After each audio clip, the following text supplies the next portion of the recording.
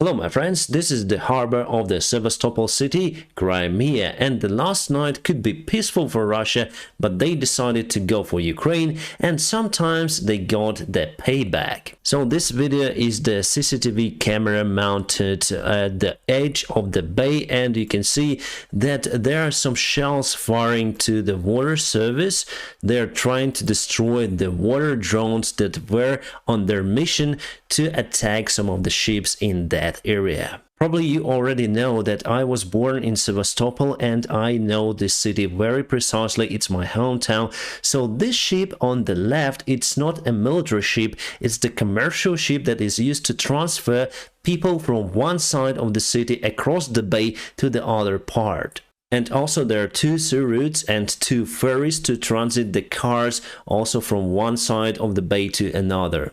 But here, just near to the commercial route, it is the military port. And the shadow over there, as you can see, it's the silhouette of the military ship, quite a big one, because you can see that the camera was filming from one side, and here in the middle you can see the ship that has the same size as the ship very far behind on the background. So what happened to the ship? Well, this. I cannot show you the full video on YouTube, but the drone seems to go to the aft part of the ship, I think below the waterline, because if the ship is empty, the waterline is upper than usual, and maybe it even sank, but we don't know the information from the eyewitnesses because it's kind of the closed city and Russia cannot provide any evidence for us because it's the big reputation loss for them to provide the information whether they lost one more ship. Hopefully we'll still obtain the information about the ship and whether it was destroyed or damaged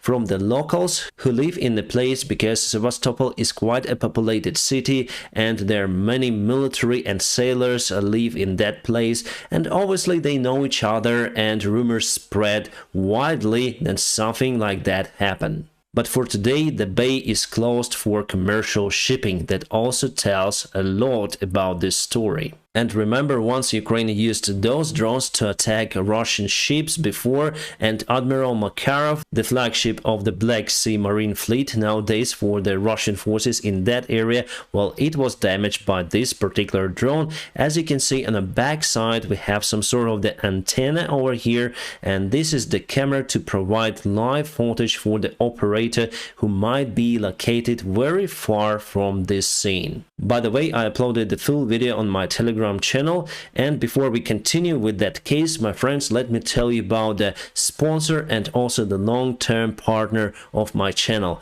the Atlas VPN. They came out with a great big deal proposal for my viewers and my subscribers, so now you can get the Atlas VPN Premium for just $183 per month. This deal is time limited, so hurry up to join the club. And now I'm gonna tell you why the Atlas VPN is the best VPN out there. You may hear that I'm not the native English speaker, and what helps me to improve my English? Honestly, watching the live shows on Netflix. My favorite series to study is Friends, but it's not available in my country, but then I turn on the Atlas VPN. Well, it is now available for me. I also rent my current house with a great discount using Atlas VPN. For example, Booking doesn't have the fixed price and it may vary depends on your country. So by changing your virtual location, you may find the best price. Atlas VPN encrypts your data so it's out of reach by the government, annoying ads or hackers. And yes, believe me, your personal account may be vulnerable, especially when you use the public Wi-Fi.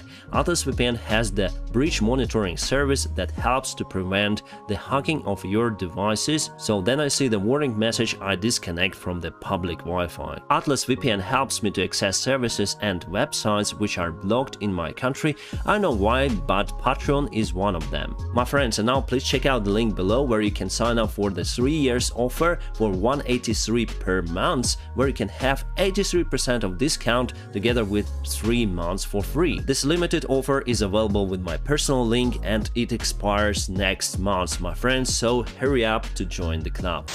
Alright my friends, let's continue with the topic. Few words about the Sevastopol Bay. It's very convenient for any sort of the military base. You can see it's very wide and there are lots of the ports to park the military ships. And here you can see two of the dashed routes across the bay. They are used to transfer people and goods and vehicles from the north part of the city across the bay to the south part. And I think there are just 3 places where the drone attack might have happened, because the commercial ship was very close to that area. Well, first of all, I think it could be one of those military ships. This is some sort of the frigate, the old ship, but here you can see 2 of the military ships.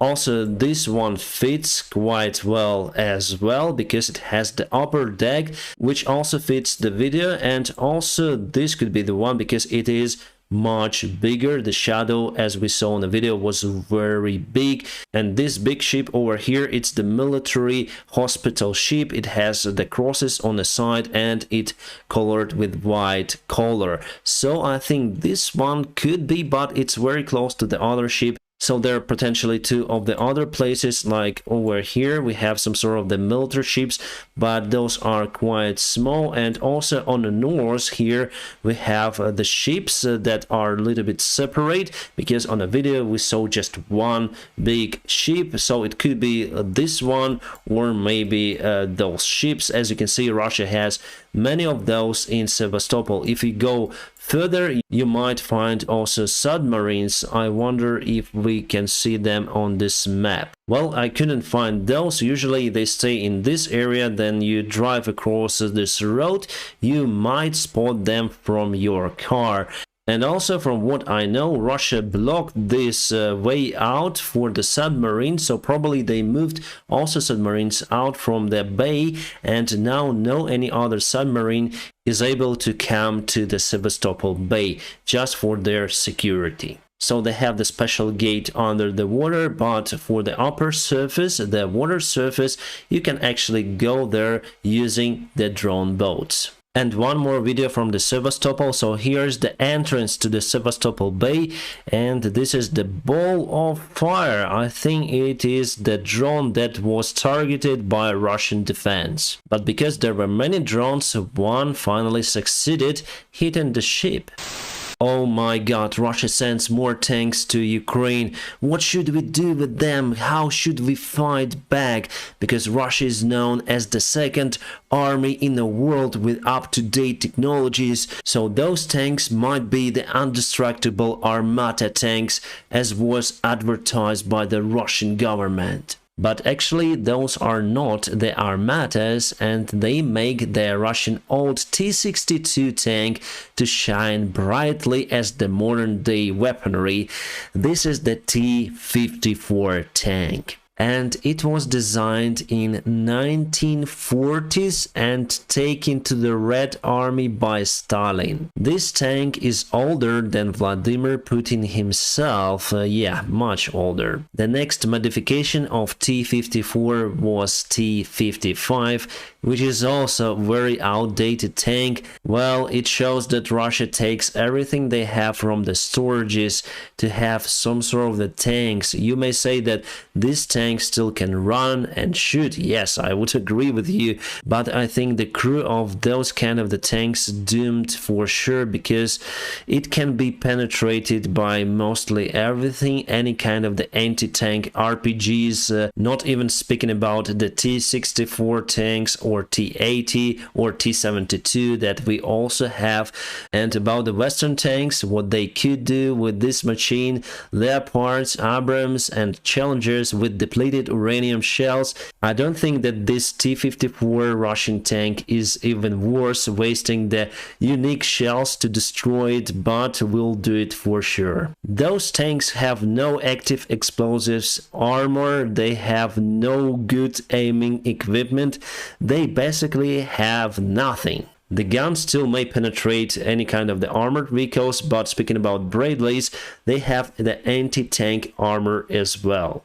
But even against the T-62, and not even saying about T-64 and T-72, this tank really sucks, and I wonder why Russia took it from the storages. They're really in a desperate, so the next move would be the T-34 Second World War tanks, and after that horses. And Russia continued to modernize their old T-62 tank, And here in this article they even say that T-62 has advantage over the Western-made tanks. They relate to American journal Military Watch. Well, I haven't read the article on Military Watch, but I can say that T-62 really sags against the Western-made tanks. Even against the Russian-made tanks, it's basically the old Soviet crap. We have the comment from Stoltenberg. He says that NATO should brace to support Ukraine with more ammunition and shells, because Ukraine uses more artillery shells than we got from our allies. It's around 4 up to 7,000 per day. Just imagine this number. And Ukraine is in defense right now, then our army will go on a counterattack. We need more ammunition shells, and if we take minimum like 4,000 shells per day, it will still be a lot after 1 year of war, and even 1 million shells per year is not enough. Interesting statement from John Kirby. He says that Russia is getting ready for more attacks in a few weeks. Probably they're going to expand the front lines on the eastern part of Ukraine, but Ukraine may also counterattack on the south. Today, Russia hit 2 of the residential buildings in Zaporizhia with the Smerch rocket, and we have one of the casualty out there, and many people were wounded and taken to the hospital. As you can see, rocket exploded somewhere over here. Smerch is the rocket artillery system, and just one missile could do this. It's the most powerful rocket artillery system that Russian Federation has. But they continue to use them not on the front lines, but against the civilian people in Ukraine. President Zelensky today visited the Bakhmut area, so I don't think he went to the city itself, but he stayed closer to the city and he met our soldiers, and also he honored them with some of the medals as usual that he does during his visits. As for the Chinese leader Xi Jinping, he left the Moscow today.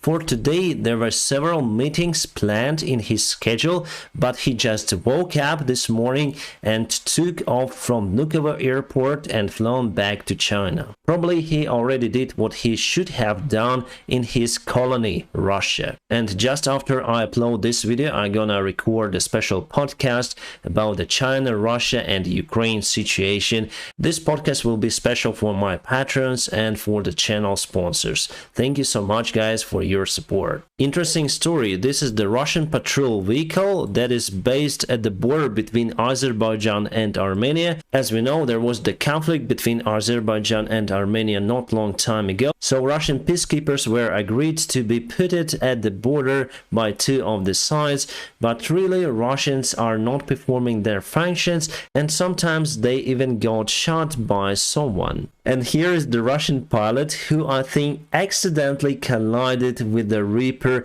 United States drone over the Black Sea. Why do I think that it was the accident? Because of the reckless flying of this guy. Because if you watch the video of the collision again, you would see that he was not looking at the drone because he was shadowed by himself. He was in such a large bank and pitch up that the drone was basically under his airplane, and then you perform this maneuver. You cannot be sure whether you hit the propeller blade or just smash into the drone. And knowing Russian military pilots, yes, I know someone from their side as well, personally, because I was grown up in Sevastopol and some of my friends went to the Russian Federation and now serve in the Russian army. I do not speak with them any longer, but I spoke with them before 2014, and I might say that they're very strange and their behavior is not surprising me with this Reaper drone attack. And looking at this guy's miming, probably the drone crossed the Russian airspace, but we haven't used our weaponry, and basically there was no contact with the drone and somehow it drowned, and now I have a new medal. So this guy tries to remind the script what he have to say to journalists, and basically at the very end he's just laughing because of the nonsense that he's saying. Yeah, not laughing but smile a little. And that is how the reckless flying was rewarded by Shoigu, the defense minister of the Russian Federation. Yeah, this guy looks so funny in this uniform, especially then it pushes his neck inward. And for the front lines review, we have a new interactive military map from the militaryland.net. And let's go to the Bakhmut city, the hottest spot out there. So if we zoom in, you may see that we have lots of the forces in that area, and still we fight for the city. And Ukraine still has the supply line which leads from the city or to the city across Ivanovska, and this place, maybe also the road that leads from Chasiv Yar, is used by Ukrainian army, or there is some sort of the secondary road which is quite tiny over here that the Ukrainian army uses for now. And I think this brigade, actually the 8th Regiment of Special Purpose, is protecting the area for Ukrainian supplies, and we have quite a lot of the resources here to start the counterattack in the area. And today it was reported that Ukraine actually started a small counterattack in the area to push Russians away from the city. Whether it was successful or not, my friends, so far we are in lack of that information. And in general, you can see where Ukrainian side collected the forces. Many of the forces are further away behind the front lines on the training and on the military drills, and in the future they will be sent to fight on the front lines, obviously. As you see, we have many of the units in Zaporizhia Oblast, which is the possible point for the start of the massive Ukrainian counterattack, which may cut the Russian army into pieces. And this is the standard military map from the deep state, and here if we go to the timeline, there is no any changes for today in the Bakhmut area, no any movement, which is actually good. So Russian forces are definitely stuck in the city, and here you can see the positions of the Russian forces on this map. I wonder why we don't have the resource to see both of the sides on the same map. But definitely you can see that Russia also concentrated lots of the forces on the south in Zaporizhia area, and also mostly on the eastern side of Ukraine, Donbass. About Avdiivka, the situation there is far to be as in Bakhmut, because here is the regular army forces and also militia from the self-proclaimed republics, and they're unable to achieve their goals that fast as Wagner did in Bakhmut and Soledar. So even though I'm quite concerned about this situation, I don't think that Ukrainian army will leave Avdiivka, and I don't think that Russian army will take control over this place. It is too late for the Russian army to attack over there, and simply they cannot even penetrate these defense lines since the beginning of the war. My friends, I'm gonna keep you updated, and if you want to support this channel, please go to the link in the video description below, where you can check out my personal link for the Atlas VPN, where you can get the big deal for just $183 per month. It is the limited offer for my supporters, and hurry up to join the club. My friends, I wish you all a peaceful sky wherever you are, and have a great time.